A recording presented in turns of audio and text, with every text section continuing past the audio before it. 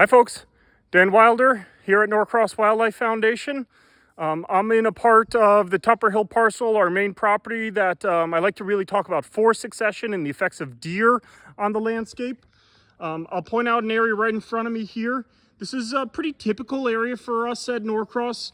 We have a lot of deer here, and so they eat a lot of the understory, sometimes too much of the understory.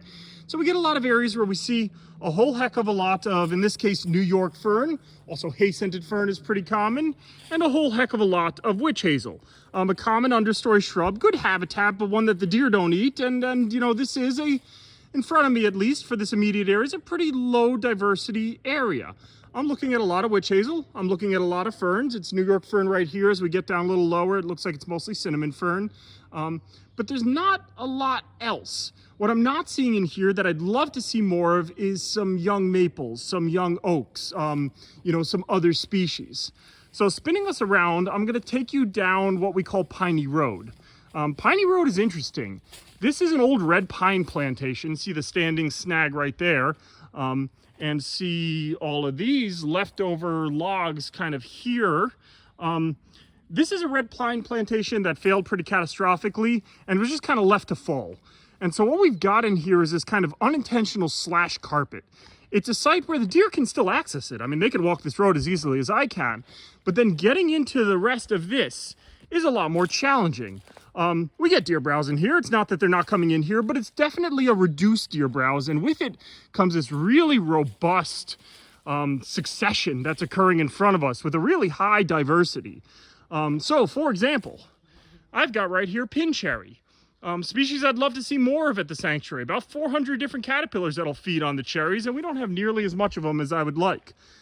I've got two species of serviceberry right in front of me. The short one right in here that I would trip trying to get to is likely the dwarf serviceberry, and behind it the taller one could very well be the Allegheny serviceberry. It's growing there next to white oak, one of the most important tree species in the area. And then I've got another oak here that to my eyes looks like a black oak. But when oaks are young, their leaves are kind of funny, so it's always a little bit of a guess job. Got a lot of heaths nearby here. I've got common lowbush blueberry. I've got a lot of the black huckleberry, really important plants for bees, for caterpillars, for birds, for just about everything. We've still got our witch hazel in here, but instead of being the only shrub in the site, it's in here kind of mixed in with a whole heck of a lot of other stuff. Some of the common tree species coming up in here. That guy right there in front of me is one of our birches, probably black birch. We do also have yellow birch out here, and when they're young like that, they can be a little hard to tell apart if you're not looking really closely.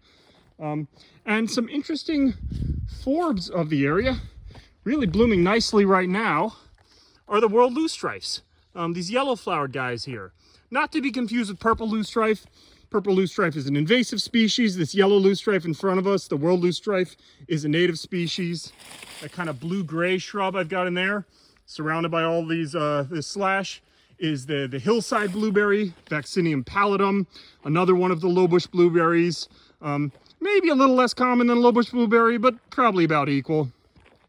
What I'm getting at here is that we've got an ecosystem that is kind of dissuading the deer's kind of regular movement through it to the point where we see a change in the environment. We see more species appearing here than I'm seeing elsewhere.